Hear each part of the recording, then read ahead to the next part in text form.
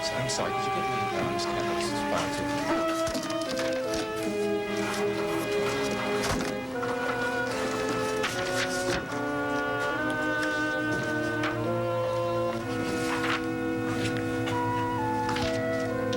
Bucky, I was just by to see Delia. And the nurse tells me she's still sleeping. Oh, well, she's still on her medication. I mean, she probably wouldn't even know you're there. Oh, She's pretty out of things now. poor Delia. Poor Delia, why? Oh, Faith. What is it? Dee took a fall in the neurology staircase last night. What? Oh, no, don't worry. She's a severe concussion and a possible fraction. She probably has a cerebral edema, but she'll be okay. With all that child's been through. Oh, fell how? What was she doing in the hospital? Well, I don't know the details. I mean, Pat, I haven't seen him this morning, and I was up with an emergency in OR all last night, but apparently Delia was very upset last night, and Pat couldn't take it anymore, so he came over to my quarters and to get himself together, and she showed up here in neurology looking for him. Yeah, she came to my place, too, but I was with Tom. Oh, yeah, she was by the bar, wild-eyed. Well, apparently she caught up with him in the staircase, and whatever happened, he was there when she fell. Oh, dear God. How bad is she? Pretty bad. I'm sorry, Maeve. Oh, dear, we're all sorry.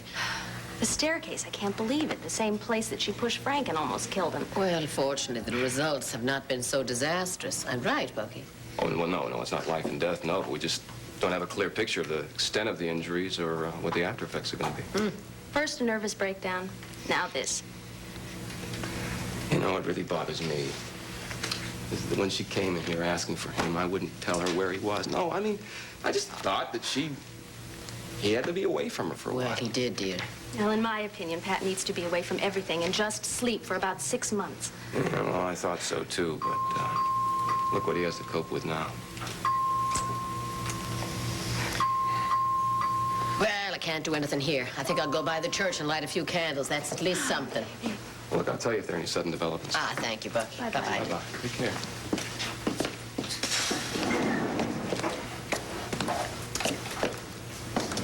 Makes me sad, and it makes me mad. Look, Faith, I don't think there's anything any one of us can do. For Pat, I mean. Well, there's nothing I can do anyway, no matter how much I want to. I decided a long time ago that it's over, and that for my sake, I have to keep distance between the two of us as best I can. Well, for your sake, I think you made the right choice. Right. And we just hope for the best as far as Pat's concerned, huh?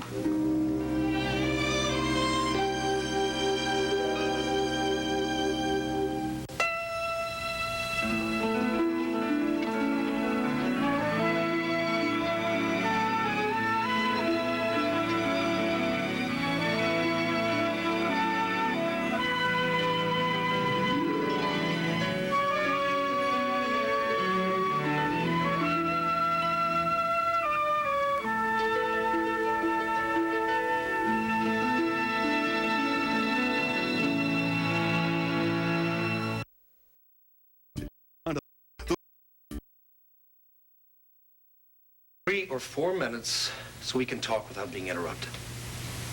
3 or 4 minutes, but then I must go. Alicia, let me begin by saying that I know that you have every right to have reservations about Pat Ryan after what happened to Angel. No, Dr. Coleridge, that is not so. No. I was angry and bitter at the time, but since then I've come to realize the pressure that Dr. Ryan was under, and I believe it was a mistake that could have been made by almost any of the residents or interns. That's very generous of you. And true. And I assume that when you say the pressures that Pat was under, you include the demands made by his wife? Yes, she is not a simple person. You know Delia very well, don't you? I know her. She considers you quite a friend.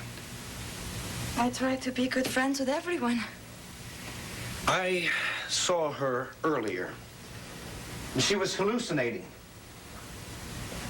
She thought that she was in the hospital having a miscarriage.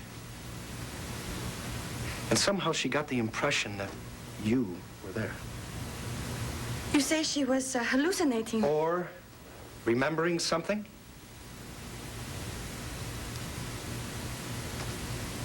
Dr. Coleridge, it is not unusual for a patient with a head injury to say all kinds of crazy things. Alicia, we both know that. But I think we both realize that in this case, it might not be true. I think I should see about Angel. Alicia, one more minute. I am not asking these questions because I have any love of gossip or that I can't keep my nose out of people's private concerns. But these are private concerns, these things that you're asking me about. I am asking you because I care about the people involved. I care about Pat Ryan and his future, and I also care about his wife. I don't have any ulterior motives. I am not out to get something for myself. Please, I do not want to be a part of this. But Alicia, you are a part of this. No. You are a part because you know something. This is what you keep saying. Alicia, I know more about lies and distortions and half-truths and quarter-truths than anyone in this hospital. And I know that they can distort a person's life. They can also destroy someone's life. You should ask Mrs. Ryan these questions. I can't, because she would lie to me. And I need the truth. That's why I am asking you. I have to know what the truth is in this situation and what is fantasy. There is nothing I can tell you. Alicia, one more question. When I first met you, I was with Delia. And you called her Mrs. Brown. Why did you call her Mrs. Brown? Alicia, who is Mrs. Brown? I'm sorry, Doctor, but I cannot discuss this with you. I've given my word. But Alicia... I'm sorry, Doctor, but I have to go to my brother.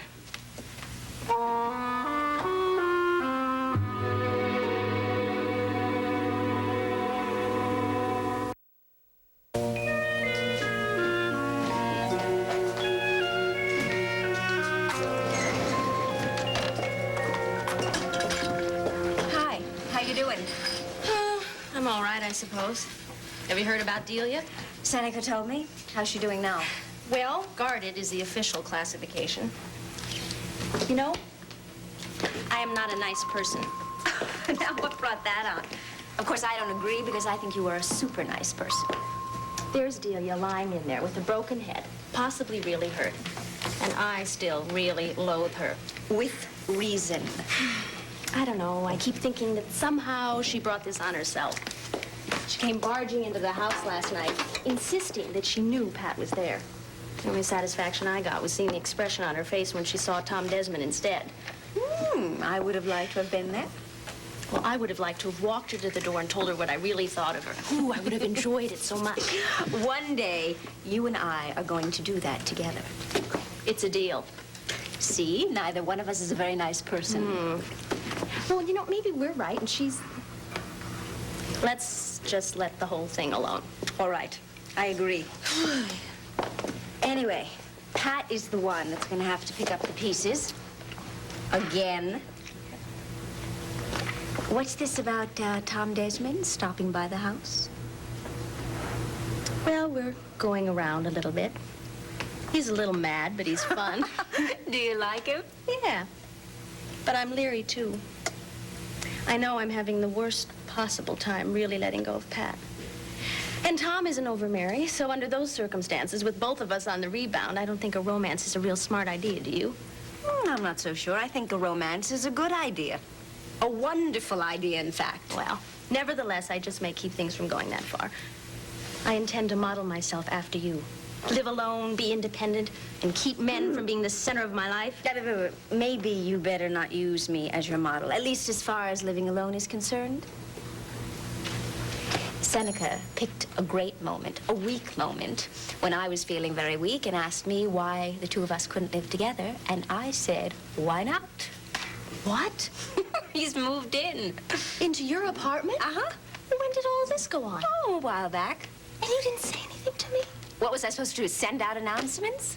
Well, something simple in the engagement section of the Times would have been nice. No, that's just it. We're not engaged. Well, then what are you? Loving friends, good friends. He loves me, and I love him in my way, and he is so crazy about Edmund. I mean, really, he can't find enough time to spend with him. But isn't living together a kind of a commitment? No, and he understands that very well. I am not ready to promise away the rest of my life. Except that with Seneca, you give an inch, and he takes a yard. The controlling side of his personality does cause us a lot of problems. Well, I'm not surprised. But then there's the other side, the gentle, loving side. And he's terrific. And when he's not trying to manage my life, he's wonderful. Well, I suppose that makes sense. And it does make things easier for the baby, right? Easier and a lot more fun. It is so nice having a daddy around who doesn't mind changing diapers while I'm drying the dishes. What about Frank? Does he know? I don't know. Maybe we should take out an announcement in the Times.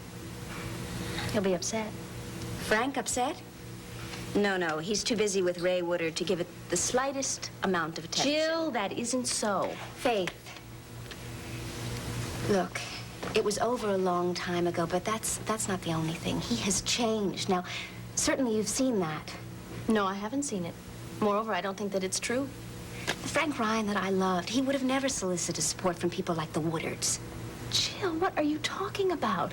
Frank's a politician. He would have welcomed support from the Woodards anytime. And I think it took a lot of real guts to stand on the line with a bunch of doctors striking against their own hospital, and he did that. And came out with his career ready to skyrocket. But he could have lost everything. The only reason he came out well is because he came up with a plan to end the strike. And I think he deserves all the credit that he can get. I didn't know that you were on Frank's side 100%. I'm on the side of truth. And right now it seems to me that the strike has brought up a lot of bad feelings that shouldn't be there. Well, I can't agree. He's a fine, intelligent, and strong man. He's never been anything but great.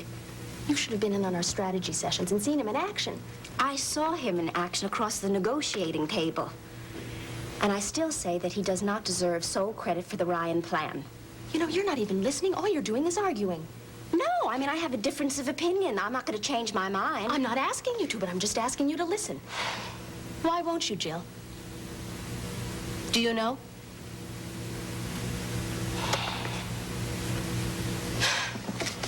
I'll see you later.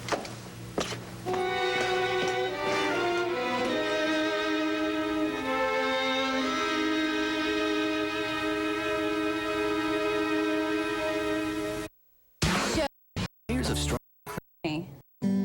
For your first order, go to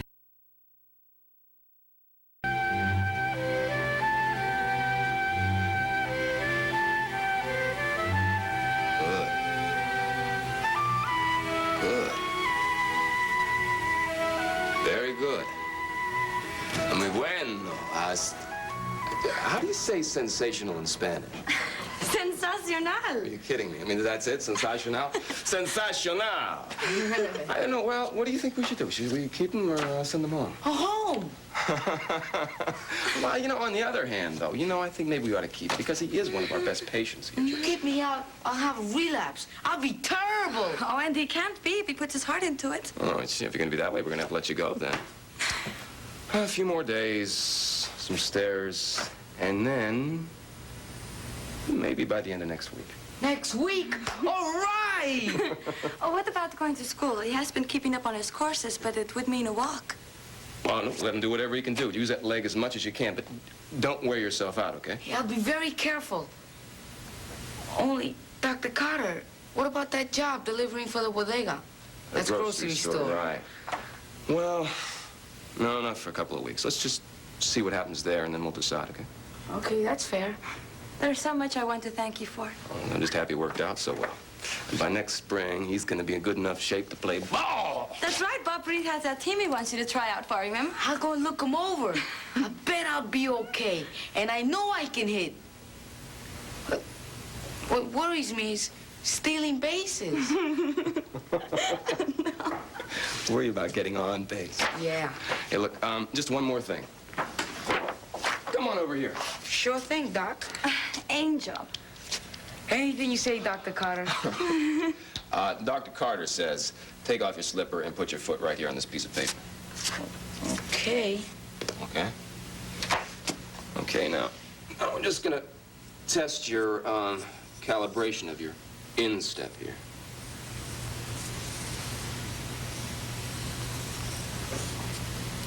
Okay, now the other foot. Unfortunately, this is a test that you can't fail.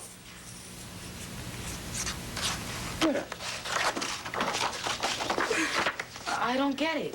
I don't think Dr. Carter wants you to.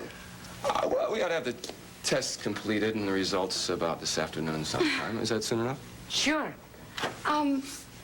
Angel, why don't you go and do some arithmetic, will you? I have a question for Dr. Carter. Ándale, querido.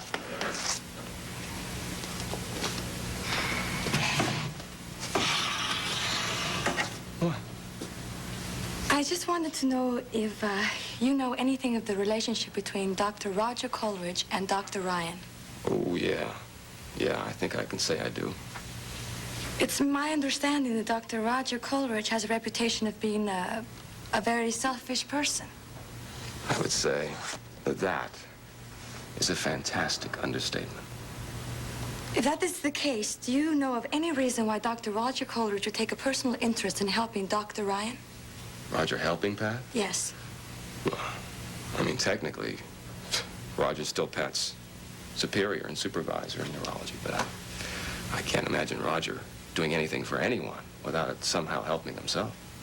You do not see him as a good Samaritan? No, that's about the last thing I see him as. Does that answer your question? Yes, thank you. Pleasure. Buon appetito, eh?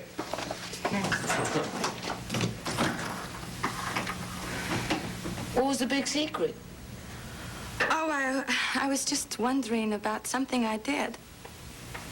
But it's okay. I did the right thing.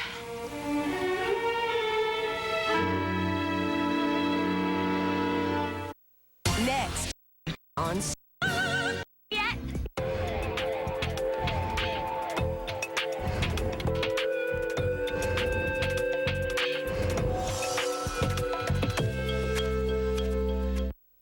And right this moment, she's lying in that hospital bed with the nurse saying that visits have to be limited to 5 minutes. That is, of course, after she's able to have them at all. Delia, I am so distressed about her. Oh, Father, aren't we all? And we have been for months, and for Patrick, too. Well, look, I'll go to see her, of course. But would you like me to have a few words with Pat? Well, now, Father, you know I'm not one of those women that goes about wailing that their sons are in need, but I do believe that it would do him good to speak with you.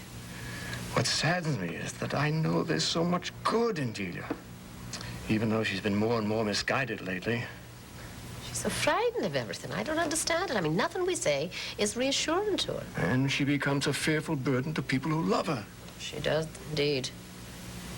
I'm torn for Pat. I mean, he's always been the sunny child of our family, so full of fun and charm and compassion and just a delight in living. He's been that way since he was a babe, but now, dear God, it's all changed. It tears me apart to see the boy just clouded over by Delia and her sickness. I've seen the change. I ran into him a few days ago, and he was looking so drawn. No, Father, don't underestimate my role in all of this. Sure, I did urge him to marry her because she was carrying his child. Under the circumstances. I know. But I can't help it. I go over it in my mind over and over. There's something terrible wrong. I'm afraid there is. I can understand why Delia is so drawn to Patrick, but for the life of me, I cannot figure out why Pat needs her so much. Because, I mean, you know, even though I did urge him to marry her and do the responsible thing, he never would have if there hadn't been a part of them that wanted to. It may be more than Pat. I think a lot of it has to do with Frank and Frank's success and how Pat feels about that and about himself in relationship to his brother. I don't understand, Father. Well, I'm not sure I do either, but I believe that Pat's need to serve is in many ways inspired by his brother, by Frank's example on one level, and by a need to compete with Frank on another. Oh, makes a kind of a sense, Lord knows. And of course, Frank's marriage to Delia failed. He couldn't provide her with a happy situation. So it may be that Pat took up that challenge, partly at least, to try to do what Frank couldn't.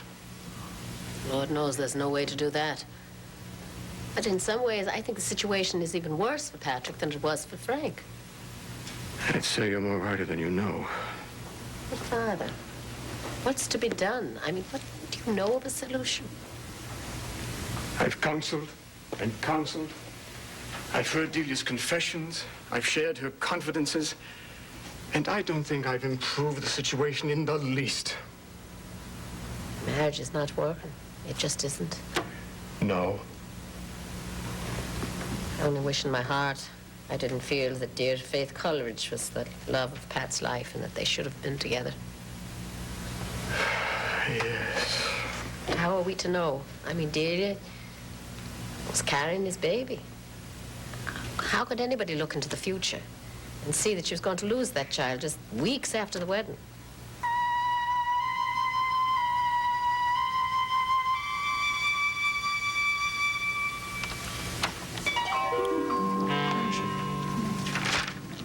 Be done. E. Carter. No, no, that's... Oh, Leonard McGuire. Is that what this is? McGuire? Bucky, Yeah. do you remember exactly when Alicia came to work in neurology? It was last May, I think. Do you know where she worked before she came to us? Obgyn,